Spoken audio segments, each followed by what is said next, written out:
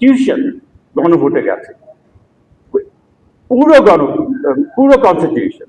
চিলেতে গেছে 4 বছর আগে, 5 বছর আগে, দুইবার সেই গণভোটে কনস্টিটিউশন না ভোট পেয়ে শেষ হয়ে গেছে। এখন চিলের যে শ্রমিক, চিলের যে মানে একজন হাই স্কুল পাস করা একটা ব্যক্তি, উনি এই পুরো কনস্টিটিউশন বুঝেছেন? ওই দেশে মানুষটাকে বলে না, যেটা একটা অবাস্তবতা।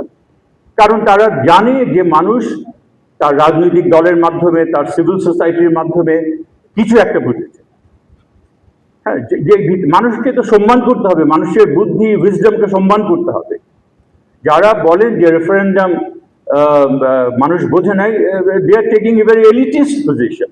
অসম্ভব একটা, আমি ছাড়া কেউ কিছু বোঝে না, এমন একটা ভাব। আচ্ছা, সেটা একটা হলো। আমি সাম আপ করতে বলা হয়েছে, অনেক কথা বলার ছিল।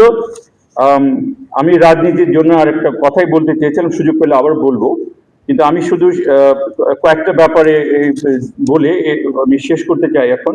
সেটা হচ্ছে যে একটা কথা বলা হয় যে এই সমস্ত আইন কানুন করে, এই সনদ করে, এগুলো করে কোনো লাভ নেই। আলটিমেটলি মানুষকে ভালো হতে হবে। একটা ভালো কনস্টিটিউশন আছে, সেই কনস্টিটিউশনের সমস্যা থাকবে, কিন্তু মানুষটা যদি ভালো হয়, মানুষ মানে রাজনীতিবিদ, উনি যদি ভালো হন, তারা কনস্টিটিউশন মেনে চলবেন। একজন বিখ্যাত বাংলাদেশের একজন কনস্টিটিউশন বিশেষজ্ঞ এই কথা বলেছেন। আলটিমেটলি এটা হচ্ছে একটা ব্যক্তির ব্যাপার। ব্যক্তি ভালো হলে যে কোনো কনস্টিটিউশন দিয়ে চলে। এটা অসম্ভব একটা বিভ্রান্তিকর একটা বক্তব্য।